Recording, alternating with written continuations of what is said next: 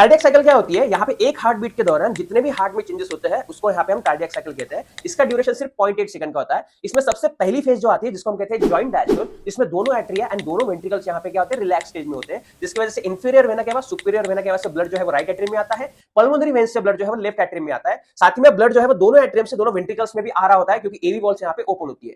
फिर उसके बाद एसए नोड से इलेक्ट्रिकल सिग्नल आता है। इलेक्ट्रिकल सिग्नल के कारण एट्रिया दोनों ही कॉन्ट्रैक्ट होने लगते हैं। इस फेज को हम कहते हैं एट्रियल सिस्टोल, जो सिर्फ 0.1 सेकंड का होता है। और एट्रियल सिस्टोल में ब्लड जो है वो रैपिडली दोनों एट्रियम से दोनों वेंट्रिकल्स में आ जाता है एंड 30% से ये एफिशिएंसी बढ़ा जाता है ब्लड फ्लो की।